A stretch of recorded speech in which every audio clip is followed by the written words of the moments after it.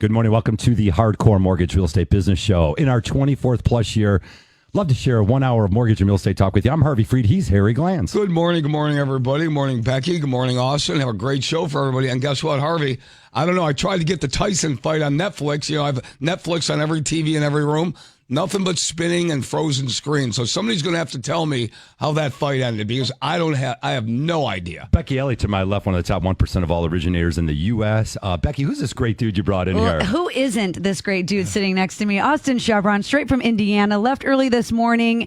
If you don't know this man, you need to be tuned in right now because we get to pick his brain for a full hour, and he is a wealth of knowledge. He's all about building legacy, the real estate, and then other avenues. And I'm very blessed to have gotten to know him like on a deeper level, and I'm really excited to have you in the studio. Yeah, thank you. This is awesome. When I left my house this morning at 4 a.m., this is exactly what I hoped it would be. Oh, cool. You got your coffee? Energy. Are you all tuned up? You I'm ready to go, baby. All right, let's go. Well, as you know, Detroiters love their sports here, and we're blessed to have this opportunity to still bring the radio show, to bring our show here on the sports station. So, of course, you're a fan too. Notre Dame is your team. That's your thing in Indiana. What else do you guys got to think about? That's the only game in town there, isn't it? We got the Colts, but it's Notre Dame in my household.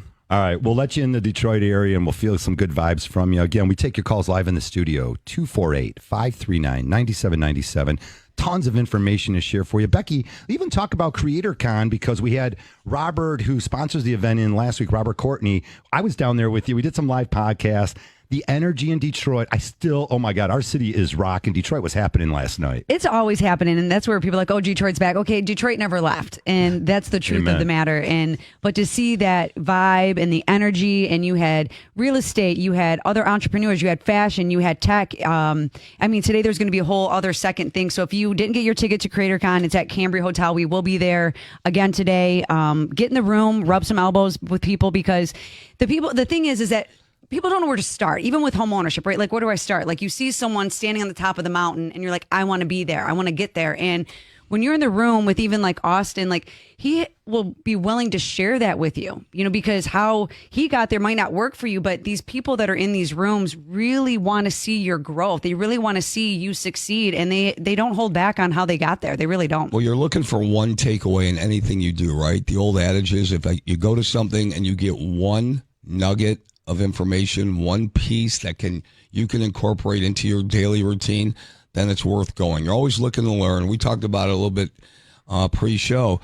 Austin, when you're a coach and you coach people and you coach high-level executives, not everybody does things the same way, but the fundamentals are the same, right? You got to wake up early, go to bed a little late, you got to eat right, you got to stay in shape mentally and physically, but there's no substitute for a work ethic, is there? Yeah, no, that's when I look at an individual, I'll look at two things. One is, can they get moving on their own?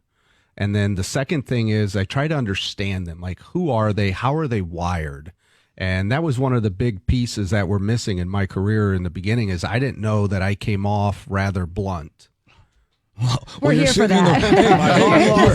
You're sitting in the right room right now. It was about 15 We've been accused years. of being blunt. Back to that. Yeah, so I was rather blunt, and then I started studying communication. What I realized is, how did I communicate? How did that come across?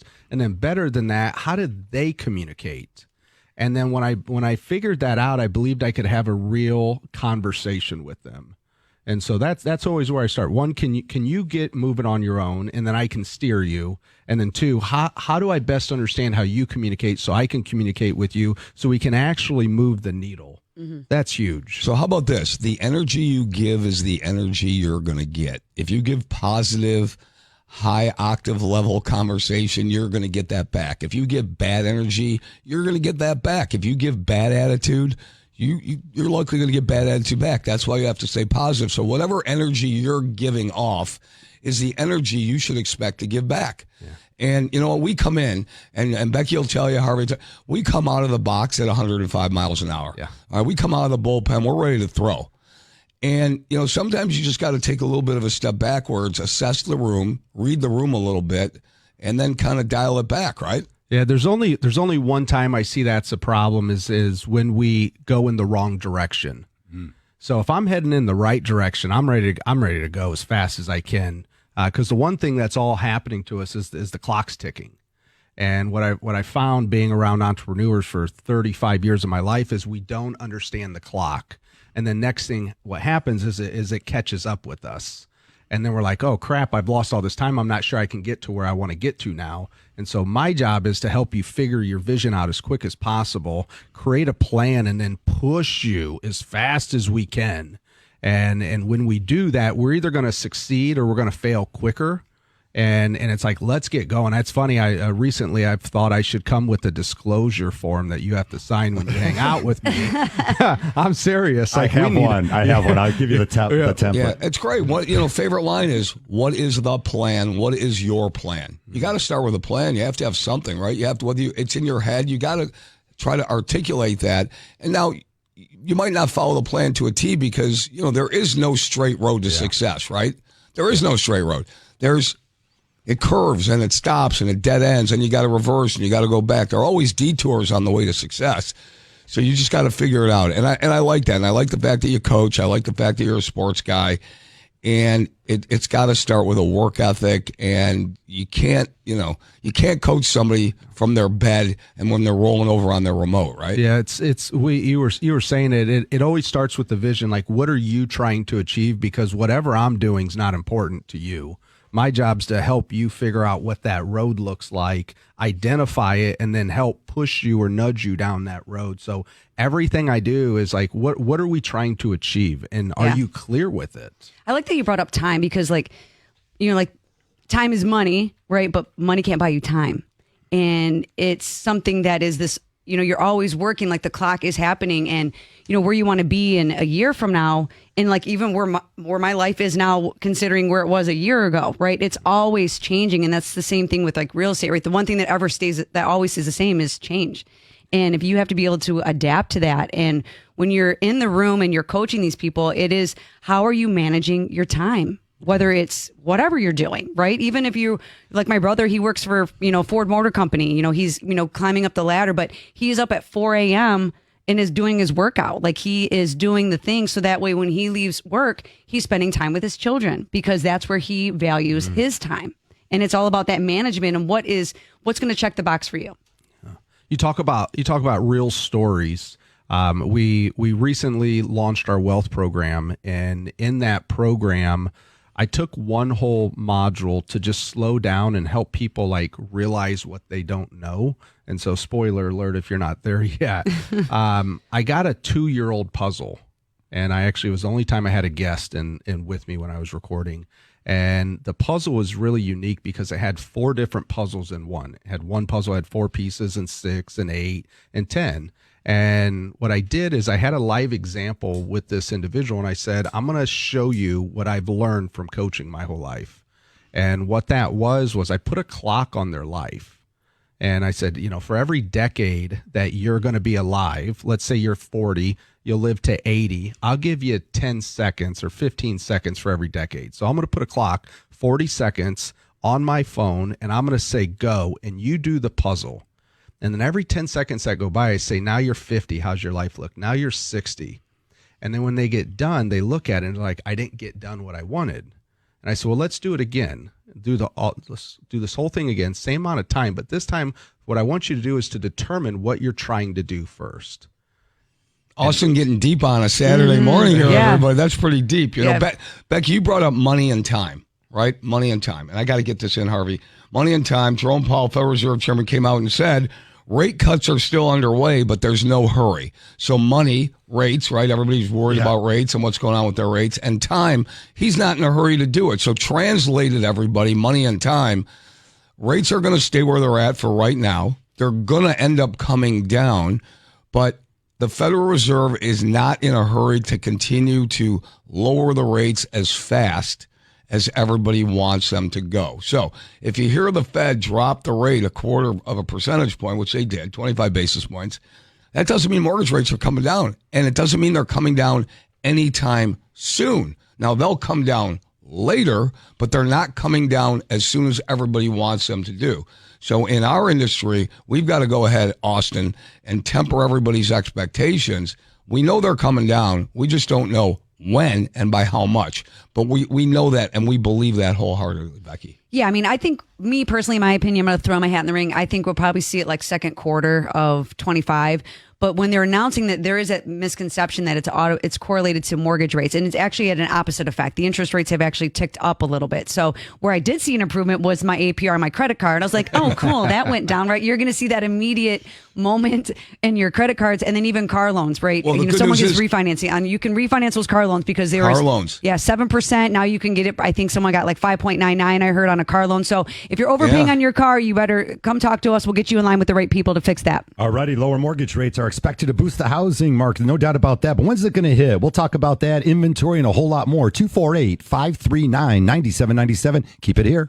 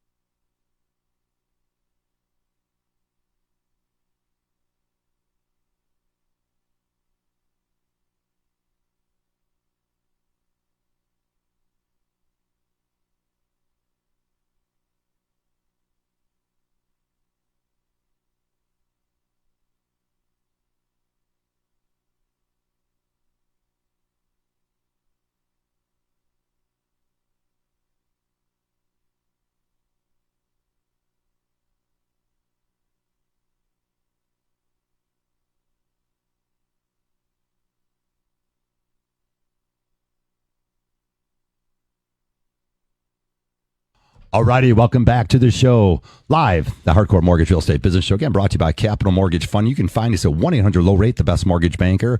We are powered by CMG Home Loans. Equal housing lender, NMLS 1820. Again, we take all your calls, 248-539-9797. I was just talking about that a little bit before the break. Is the millennials are coming out, the Gen Zs, they're primed to be purchasing houses. Those are the two cohorts that will definitely be driving the housing market in the coming years. That's a huge pool of buyers out there. Affordability, though, really ties themselves around rates. Yeah, how about inventory? So here in Southeast Michigan, it's been really an issue for the last couple of years. Some of the agents have said the inventory has picked up against around the country. You tell me, Austin, what's going on? Yeah, overall, it has picked up. I think what we got to come to is this realization of what the world is now. And if you can't afford the big house, you can't afford the big house. You know, I go back to my grandparents. They had 7 kids in a small house. It's like you're just going to have to get back to the reality that you need a house and rates have nothing to do with it. You're speaking my language. I love that. You are speaking my language. You don't grow into a mortgage. I mean, I don't care what anybody said. 35 years ago, somebody told me, well, you know, you can always pay more and grow into it and everything like that. Our thing, Becky Harvey, will tell you, you have to be able to afford it. Number one, you have to be able to afford it. You can't put your head down on your pillow at night worrying about your mortgage payment. You can't. It's an uncomfortable situation. It's unfair to you and your family to do that. Well, it's humble beginnings.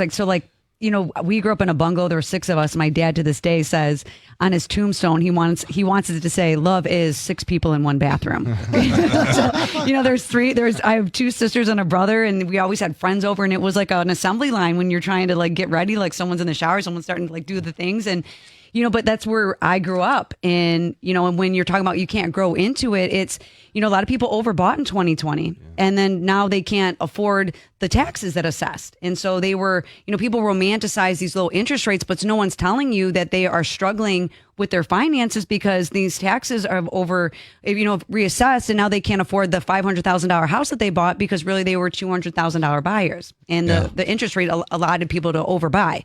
So we look at that situation. We're talking about the future taxes. We're not just looking at our noses when we're analyzing your situation. We are looking at where you're going to be in 5 years from now, and what does that look like, and what are these taxes going to explode to? Yeah. You know, we try to advise, Austin. I know you do the same thing. You advise from your heart, and then you use your brain, okay? And then you work the numbers out, and then you have a disciplined approach to whatever plan, with whatever client you're working for. It's the same way we operate. We're not just out there saying, yeah, go get a $500,000 mortgage. Yeah, I'm a mortgage guy. I want you to get the biggest mortgage so I can make the most money and take care of myself. No. We advise the way we would want our families to be advised by the people that we're asking to be either coached by or advised by. So if that makes us extremely conservative or something and we talk about being blunt right out of the gate, right? If we're too blunt for you and you just want us to tell you what you want to hear, we're not the company for you. We're not, because we're going to go over the numbers. We're going to sit down. We want to know what your goals and objectives are, and we'll help you get there. Does that sound familiar? Yeah. It's funny. I never thought about this, but I was licensed since 2004 is when I got my real estate license. And I would bet since then I've been involved in somewhere between 1,000 and 2,000 transactions. And out of the 1,000 to 2,000 transactions, the ones that got a mortgage, I bet 90% of them were maxed out. And that was where their mindset was like, hey, if I can afford it, let me buy it. And going back to, how do we get the mindset today of what do I need and how do I take the rest of the money towards where I'm trying to get to? And I had never thought about that till we talked about this today. Yeah.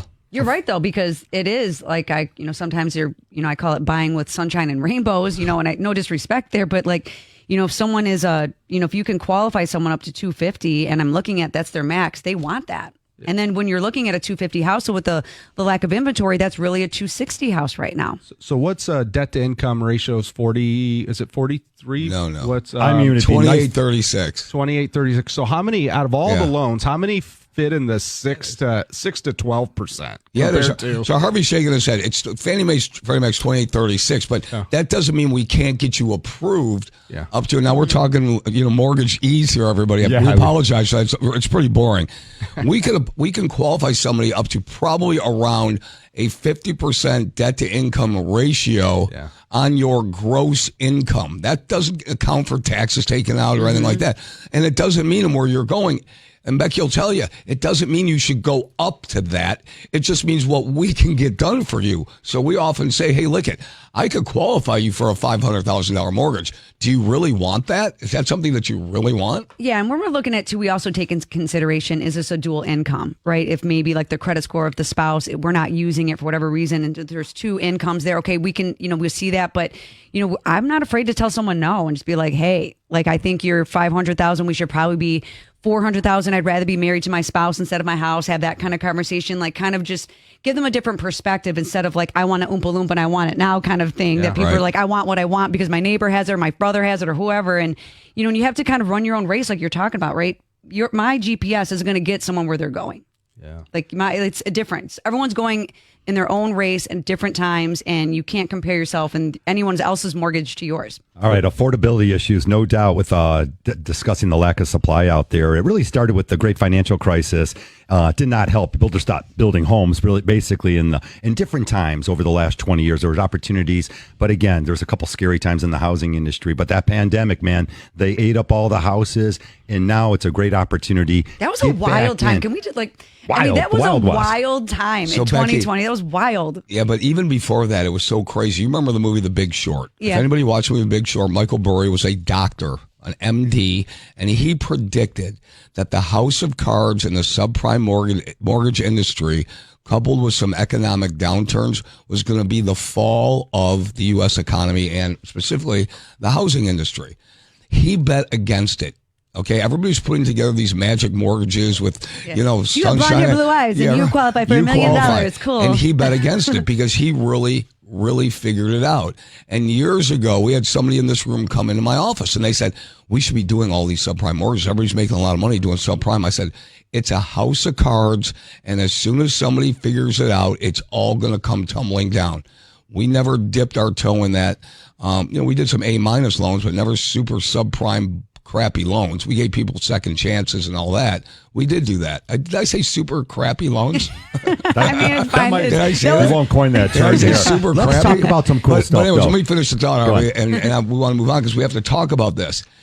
What's good in one day for somebody might not be good the next day. So you have to take a safe and conservative route to make sure that nothing bad. You have to be a downside risk manager for your family to make sure you can afford it and have some kind of rainy day plan. So if somebody loses a job, you could still afford to stay in the house. That's what we're talking about. All right, we want to really welcome back Austin Cheviron again. Austin, we got you only till 10 o'clock today. He's feet on the ground. This guy's got it going on. I talked to some people last night. They were like, this guy knows what to say. Yeah, actually, everyone was really excited when I was like, Austin, we're announcing. They're like, oh my God, Austin's coming out. Does he get the stage today? Is he the keynote speaker today on stage? He should be. I was trying to get him to come. If he's in Detroit, I'm like, you should pop in there and say hi to everybody. There's a chance that I might be there. Austin, talk to me about some cool stuff. Again, we always do the walk around. We want to dive in here a little bit. But at the end of the day, it's about these great families, these young families, maybe a second-time buyer, selling their house, netting the proceeds, all this cool stuff going on. Talk to me about some good stories in real estate, maybe a recent sale that you were involved with where something really cool happened. They bought the house, whatever it is. You tell me. Let's see here. I'll tell you about my story. Personally, I had, and this is going to tie into earlier. I don't know if this is a cool story, but this is a realization. I have 4 loans going right now. And when rates went down, when the Fed lowered them a half a point, I thought, oh, this is it for me. I'm just going to wait this out about another week. And then next thing you know, rates went up a whole point. And I thought, what just happened here? And it ties into everything we've been talking about, which is now's the time. So you go back to 2009 and 10 when the market crashed. I wish I would have bought 50 houses the day the market crashed or the day before. When it doesn't matter. And when we're trying to time anything, we've learned that's the wrong answer. And so I just, to our audience here that's looking to buy, looking to sell, whatever you're looking to do, the rates, the market, the lack of inventory, that doesn't necessarily control your vision and what you're trying to do. And I just really want to drive that home. Whatever you want to do in your life, that's all small games compared to what you're trying to do. And if I can help one person get off the fence today of what they're trying to do, just go do it. Your life is more important than a rate that's at 7 or 6.5 or 8, or we have a shortage of inventory or not. It doesn't matter. It's going to change. It's all going to. I wish I would have owned 100 homes today. I only own 50. I might work towards 100 here shortly. I'm walking out of here. I gotta go. That's true though, because I got in the business in 2004, right? I bought a house in 2006. The market crashed. I did the right things at the wrong time. Yep. And that's okay. And so I held on to that house, the equity came back and the things, but like when we're talking to our clients, we're speaking from experience. We know what it's like to do the right thing at the wrong time, but that doesn't mean that it was the right time for me in that moment. And I'm not going to I wasn't going to walk away from my house because my neighbor's house was worth less than mine. Right. It's irrelevant because I had a house and I had a roof over my head, and that was something that I wanted. And when you're watching, like that market crash and we're part of the industry, we're in it, and then watch the evolution of like, now these are well qualified mortgages, right? Everyone is out here and there was a standard that was missed. And now we have that standard, and now people are overly qualified and we do the right things, but now is the time. And people are like, oh, you guys always say, like buy a house now. Well, no, yes. Lock in the price of the home because the interest rate is irrelevant. Because if you're locking in the price of the home and a shortage of inventory, that same house is going to be worth $10,000 more than this time next year. So what's your biggest piece? What's your biggest takeaway to everybody? After the break, we want to hear what your biggest piece of advice to the people that you're working with is that to put them on a plan for success. All righty. Keep it here on 97.1 The Ticket. Austin Cheviron, when we come back, EXP Realty, you think it's affordable here in Michigan and Detroit. I think it's affordable in Indiana. We got to talk about that. 248-539-9797. We'll be right back.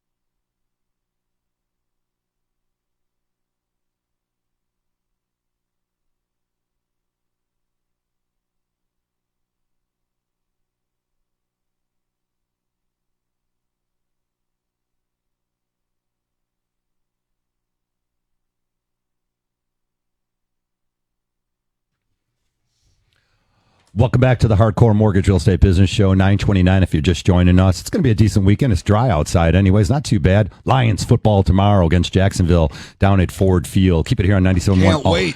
It's an awesome one, yeah. Super Bowl. Russ, some of the guys down there, they listen. Happening. They listen. They're getting down to Allen Park right now. They listen in and stuff. Hi to all the Detroit Lions out there working their butts off. What's up, everybody? Trying to bring home the crown. Tons of information to share with you. Still another 30 minutes of the Hardcore Mortgage Show. Of course, Becky Yaley, Harry Glanz. I'm Harvey Freed. Austin Cheviron joins us, EXP Realty. All across, you're training people, working with a lot of teams, and you own quite a few homes. Yes. That's pretty cool out there because everyone does call and they want a piece of the American dream, or they want a portfolio of some homes and some cash What's flow. your advice to somebody? Give your best 1 or 2 tidbits of advice that you give to people. You're a homeowner, you're a landlord, you've been in the real estate business for a long time, you're a coach. Give me some tidbits. So don't have the personal house you live in eat all of your income, and take that income, that extra, and go buy some assets. And if you can get one, great, but try to get 3, because if you only have one house, if I only had one rental house and the tenant's not there, or I need to fix it up, it's like a double negative. But when you get 3, it's actually an insurance piece. And when you have 50, they're like self-insured. So at this point, I mean, since I've had my rentals, I've never once had to write a check to keep the doors open or the lights on or whatever. So how does somebody get started, Austin? Because somebody's laying in bed right now, or they're watching TV, or they're going, "Oh, this guy, man, he's got 50 homes. What does he know?" I mean, they want to know. What does he know with his 50 homes? Right? What's he know? I can't do it. I don't have any extra money, man. I gotta watch Mike Tyson on Netflix that I'm not going to see. I mean, how do I start, my man? How do I get this done? I started. So when I was 18, I bought my first house. Then 19 through 23, I bought 6 more and then sold them all. Stayed out of the market until I was 35. And when I was 35, I wrote a goal that I wanted to buy 1 rental house. Okay. And just so happens, like every goal, so it starts with the vision. It always starts with a goal. I need 1. I just need 1. And so what happened was, it was November. I'm like, crap, I haven't bought one. And I went to go sell this lady's house. And I said, well, hey, I need to buy a house. It's a rental now. Could I buy it off of you? And I bought the house. And it was the first one I bought. And it was because I had a vision. Mm-hmm. Now, you got to take care of your money, too. That's a whole nother problem. Mm-hmm. So, but if you have a vision and you start to move towards it, next thing you know, I bought 1, and then I bought 5, and then I bought 10, and then I bought another one. And it just kept going. Okay, well. There you go, everybody. I guess that could be an answer to the question. I love it. But, it's so, I guess you just have to start. You can't get to 50 without going to 1. You just got to know something's possible to do. And right now, most people don't think it's possible. And it normally always goes back to their vision and then their financials. If you want to buy some assets, you got to take care of your money. So we just launched our wealth program. I spent 60 days in my bedroom / office writing everything I knew about money. Isn't that funny? So writing everything I knew about money, and here's what I realized. This blew my mind, is that we spend 40 to 50 hours a week making money. We spend 10 hours a week spending it. How many hours a week do we spend taking care of it? Not enough. Less than 1. And when do you do anything 1% of your life and ever see success? No. 0. So, right. 0. Good perspective on that. Mr. Landlord here with owning 50 homes. Let me just ask you this tough question for out there for all the renters. Do you see yourself ever dropping the rent? Right. See, you hear them laugh. Rent never goes down. Yeah, is it going down anytime? Because, I'll reach out. In Indiana, I don't know if they have the show on, but I'm going to reach out to all your tenants. Well, where I live in Fort Wayne's, they call it the cash flow capital of the United States. Now, cash flow has been killed over the last 4 years. Yeah. And so people aren't buying now because they're saying, well, it's not cash flowing. Well, you still need to buy. Like, it's just a season. It's the winter season. It's the season. And so rents will catch back up and the market will be good. But do you want to sit on the sidelines for another 4 or 5 years while the people who can work their way through it just keep building their assets? And by the same token, you can never really achieve wealth without owning. I mean, in my opinion, I will tell you this, over the last 60, 70 years, I mean, you take a look at where housing prices were then and where they are now. And if you've owned and you've sold and you've bought and you've sold and you've bought and you've sold, you've achieved some level of wealth. But the message here is you have to get started. And it starts with buying your own home. Yeah. Here's another one of those things. When you spend 60 days by yourself locked in confinement, you come up with some really basic things, which is if you have to work today to earn money, okay, which is the most people, if you have to work to earn money today, it's a warning that you might always have to work to earn money. And do you want to be 70, 80 years old having to work to earn money, or 60, or in my scenario, I don't want to be 50 having to. I want to work for free. And so if right now you have to work to earn money, the light bulb needs to go on that says this thing probably needs to change for me to achieve my vision. And then what do I need to do today? Because we're about action. What do I need to do today to get this thing moving in the right direction? And it's normally start with a goal, become aware of how you think about money, which most people running a real estate team, here's what I learned. People have a negative emotion with money similar to their ex, is what I found. People think of money like they think of their ex, which is not healthy. Okay. My head's spinning over here. Poor Becky, she's got her own issues. Hey, we have open lines, 248-539-9797. Talking always about, I get the calls all the time. Really when the show started 24 years ago, as families were starting to buy and buy, we used to get those calls all the time. They're like, hey, how do I start with a portfolio? Well, some of the families and some of the people out there took that jump. They took that leap. They put together some money, put together a group of people, and they started buying up these properties. And they've done quite well. And anyone who held on to the properties, even during the hard times, they did great. It's the folks that when you panic, you get into panic mode and you don't have that right plan, that becomes the issue out there. And again, if you're thinking about getting a portfolio, Austin, you just mentioned it. Yeah. You've got a whole thing set up. You got to get the right people involved. Again, if you want to start with one or two, get these professionals that own multiple properties, get them into your life quickly. Well, it's like, I never win the lotto. Well, you also don't play. And, so like you can't complain about not winning something or doing something if you're not even throwing your hat in the ring. And so if someone wants to build their real estate portfolio, it does start with one loan, one home. And if I could go back and talk to my younger self, I would have bought a duplex, did the FHA thing, put in my minimum requirement, had it for a year, right, and then built from there, right? And that's, if I could talk to my younger self, I would have done that. But scared money doesn't make money. That's important. But that's important. But you're afraid to do that when you're young, because when you don't have a lot of it, you want to hold on to it with both hands. Yeah. And that's where you got to let it go a little bit, and that's where you can really see your life change. But what you're saying, Becky, is if you could go back, you would have bought that property, and then you would have bought another one. Everybody's sitting here in the present, and we always think about what's going on in the present. You've got to look to the future. If you don't do something now and you're stuck in the now, you're going to be looking back 10 years from now saying, I wish I would have done that 10 years ago. In real estate, it's always about that. Think about all the properties that have come across your desk and you saw them and you could have bought them. Or you're sitting at home, and in your case, you're sitting at home in your bedroom office, and you're looking at properties and you're saying, you know what? I could have bought that property 4 years ago. I could have bought that property in the pandemic. I should have bought that property then. Everybody sits there and they say that. I could have, would have, should have done it then. Forget about that. You got to get that mentality out of your head and say, you know what? Today I woke up and I'm going to start doing things instead of regretting things.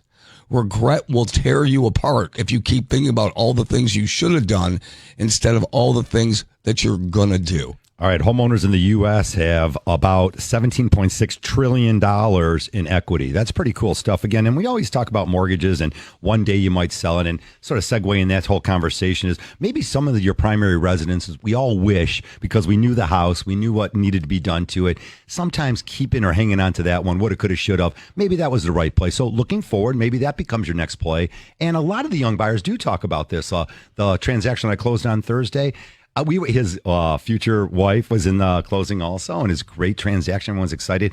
And he saw himself. He visualized it already. He said, you know what? If I don't live here forever, great. I'm going to fix it up. This thing's going to rent out. This is going to be a good cash flow. So, again, getting your foot in the door and getting better people in your life, that's a good first start. Yeah, I mean, there's wealth in real estate, right? All the millionaires in the world, they have real estate. I mean, it is what it is. I mean, and the one thing that we can say for certain is the homes are not going to go down anytime soon because there's a lack of inventory.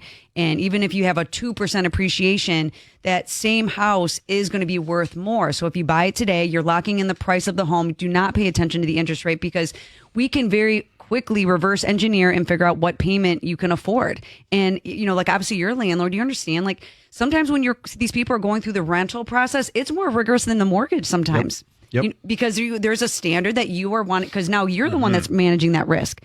And most landlords, they are very, very strict on who they are entering as tenants. And if you think a mortgage is difficult, try to find a rental right now. It's difficult. Yeah, it's funny. I studied my grandparents' house back from 1955, and what I found is every 20 years, real estate doubled. And so if you go through a negative period, just hold on to it a little bit longer. It will double. And I found that to be true, that no matter what the season is, just wait and hold on to it. It's so cool that you're saying this. It's so good. It's such good sage advice. 2007, 8, 9, we're sitting here on a Saturday morning, and people are calling in. They're turning in their keys. They're just walking out. They're walking out of their house.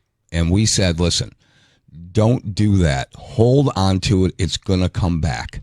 Because like you said, it always does. And yeah, it might take some time, but it's the best time if you have patience and you can afford it to wait it out And that's exactly what happened. It is. It's exactly what happened. Think if you own real estate right now, you bought it back in 2007 or 8, it'd probably be worth three times what it was back then. Killing it. But in 2010, you would have thought about, just giving it back. Yeah. But now it's like, so how do you fight to hold on to it? You asked a question before break. You said, what are you telling your clients? Yeah.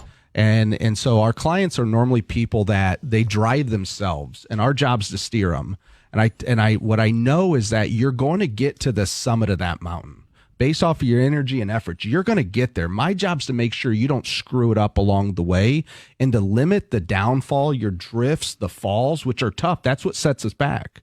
But, the high achievers, we're moving already. But how do we then limit the downfall? And that's what I'm looking for as their Sherpa, as they're going up their mountain. I'm saying, hey, you got to go. I climbed a mountain once. Let me tell you, it's no joke. It's death all over the place.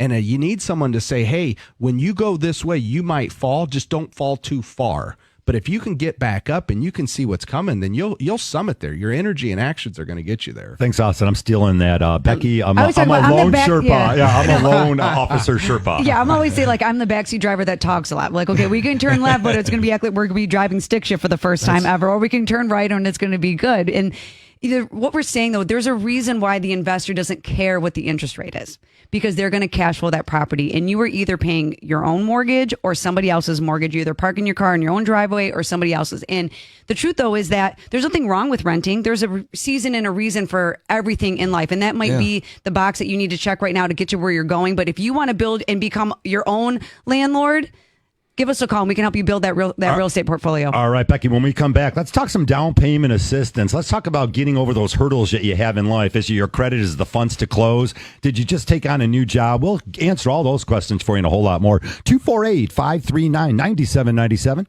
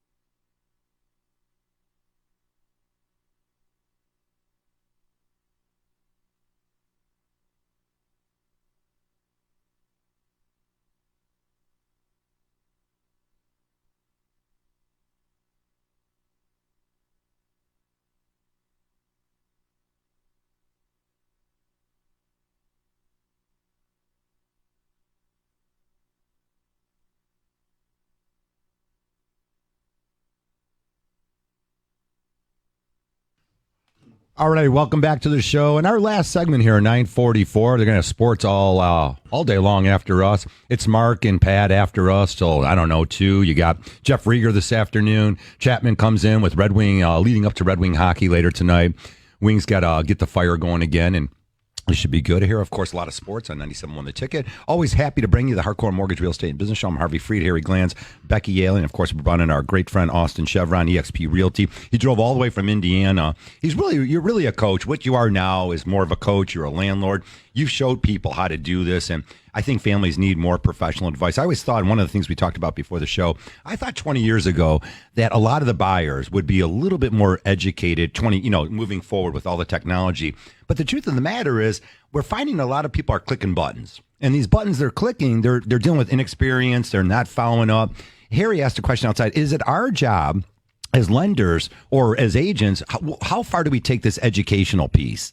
Really, what are we sharing with them if we're truly representing them? So just if you could just talk about that a little bit. I think the buttons that they're able to click now, they might be more educated, but they're going to go down the wrong path before we find them, is what I find. So, yeah, you know more and you can find out more, but because of that, when the fork comes in the road, you're taking the wrong path. And when the fork comes, you should have called me. But because you think you can self-educate and you know what you're doing, you're making these wrong decisions. You're clicking the buttons. Now you're ending up at the houses, and then you're calling me saying, hey, I just looked at the house. And I'm like, well, this ain't going to work well. Well, what kind of quality are they really getting? Okay, if it's like this. Somebody once told me, my son's a big workout guy, and he's nutrition and all that kind of stuff. He said, Dad, really, a 20-minute workout? I mean, it's better than nothing. But you need an hour and 15-minute workout if you're really going to do it, and you need to do it consistently. 20 minutes, what are you really going to get? Yeah, you're doing something, which is better than doing nothing. But if you're working out for 20 minutes, you're really not getting a full workout in. So when somebody's clicking around and they're devoting 2 minutes or 5 minutes or 10 minutes to an education, that's not how it works. I mean, you've got to really dive into it. And the best way I find is talk to people that have done it, that have actually done it. Don't talk to people that have never done anything. Well, talk to people that have done it. Well, plus when you're clicking the buttons, it's very general. It's not specific to you. So you can get a blanket statement and be like, okay, I can understand how that works, but you really have to get in the nitty gritty and get in the details, get in the weeds of what your personal finances look like. What are you trying to do? Who cares what your brother or your sister or your mom or your cousin, dog, whoever, who cares? Care about what you are doing. Where are you going? What are you trying to build for your family? And it's okay to have general information, cool, but let's get in the weeds and let's get specific with you. I remember in 2017, I got a sign call and lady goes, hey, I just want to see this house. I go, that's not how this works with me. And she goes, I just want to see the house. And I go, well, that's not my problem. If you want to work with me, I have a consultation. I sit down, I figure out what you want. She goes, well, that's not what I'm trying to do. Then I said, well, then you need to go talk to someone else, because how I work is I figure out what are you trying to achieve, and then I can actually give you some advice, because if I can't give you really advice, then I'm not being the best professional I can be. And I remember that conversation. I was sitting in the gas station when she was yelling at me. Well, because it starts backwards. The worst enemy. Oftentimes they find the house, then they get their finances in order, when really we should be the first. So, Becky, how about this? It's like when somebody calls up and say, hey, Harry, Becky, what's your rate? Oh, yeah. What do you mean, what's my rate? What's your 30-year fixed rate? Well, what's your credit score? How long have you been working? How much money do you make? Okay, what are your debts? I need to know what your car payment is. What's your MasterCard and Visa payment? It's not what's my rate. Yeah, It's what's your deal. Okay, what's your deal? Here's where the formula is always wrong. When cost comes before value, it always equals error. And so if you don't understand the value first, then how can I tell you the cost? And when you want to know the cost before I can tell you what the value is, and you want to drive that home, you're a red flag to me.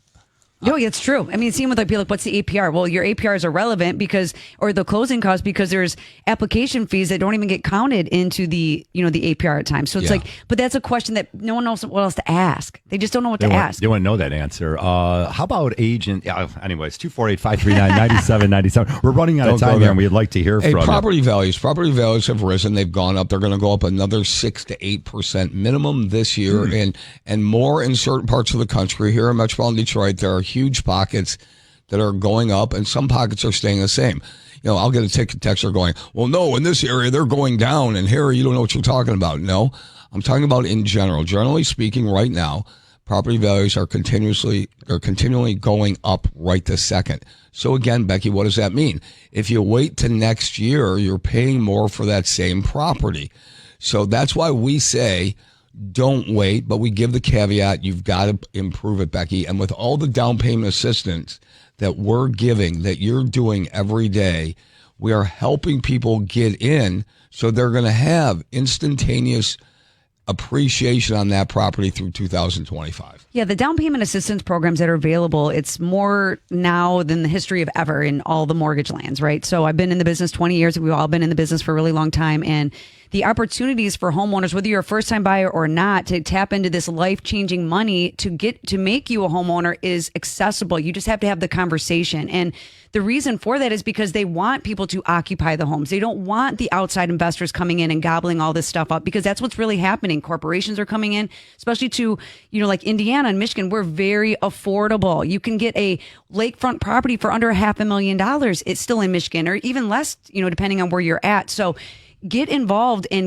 with your future, because this money will change your life. There's some people that, like, if you're buying in Detroit, you live in Detroit, you can put 20% down on a property and it's not even your money to do it. We know how to do this for you and work it in the best angles. You got something to say? I do. You know what I just realized? We have over 100 years of real wisdom and knowledge sitting here today.